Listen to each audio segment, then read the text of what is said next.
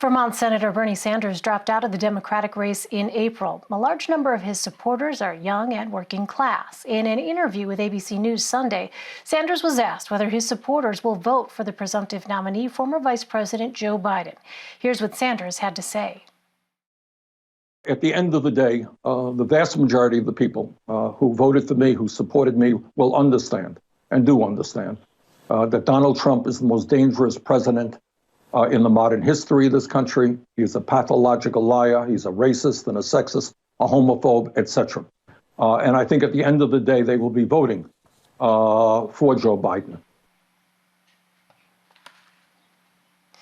CNN senior producer Dan Patterson joins me now to discuss how Sanders supporters, even during the pandemic, have continued organizing weeks after he suspended his campaign. Dan, it's good to see you. Senator Sanders is known for growing an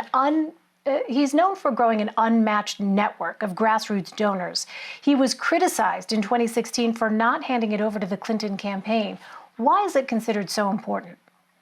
Well, in short, Elaine, look, there's a lot of reasons, and we can get into those, but in short, because it works. Look, we pulled up some numbers. Our producer pulled up some numbers just before this segment. Sanders, in small dollar contributions, raised $114 million. Next to President Trump, who still raised $160 million, that's still lagging the president. But compared to Biden, the nominee, he just outpaced Biden, who raised only $53 million in small dollar donations. And the key there is really the small dollar contribution.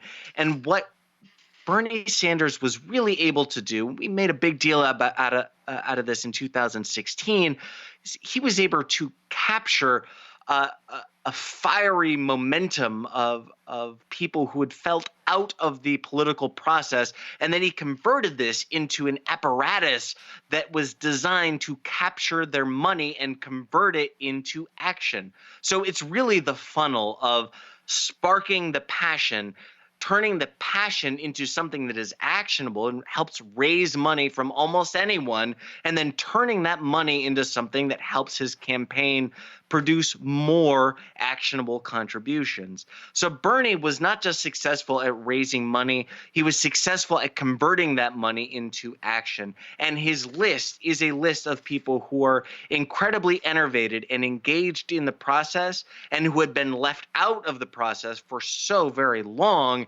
and who had a few bucks to give. Maybe they didn't have millions or hundreds of thousands of dollars to give, but they had some money to give. And at scale, that is a very powerful force. Well, Dan, how is digital fundraising different from traditional methods, and why has Sanders' campaign been so successful with it?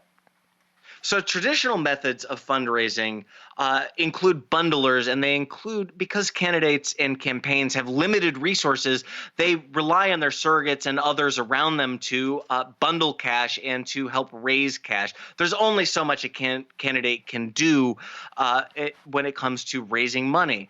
But with online systems, we're able to not just raise money, but again, turn that money into something that is actionable. It's one thing to go to your bundlers and have your bundlers put together money that then makes its way to the campaign or to your surrogates who support you. It's another thing to raise money directly, and raise money directly in small contributions using digital systems that have been perfected elsewhere. So e-commerce systems, a number of the digital tracking systems that we use all the time in terms of targeted advertising and pointing us towards ways we can buy things have also been used by the campaign, by the Sanders campaign, very effectively. Well, Dan, we know that many of Senator Sanders' supporters are fervent and loyal to him. How could giving Biden's team the email list cause problems with those voters? Look, it's not a matter of a simple endorsement. These people are supporters of Sanders and his policies because they feel as though he represents their, not just their feelings, but their personality and their way of life. So you can't just transfer an emotional contribution or an emotional connection. It is possible to endorse another candidate and to transfer some of the energy, but it's almost impossible to take a deeply and long, in many cases, an emotional bond that formed over a long period of time. It's not always possible to just transfer that. All right, Dan Patterson for us. Dan, nice to see you. Thanks very much. You too, Elaine.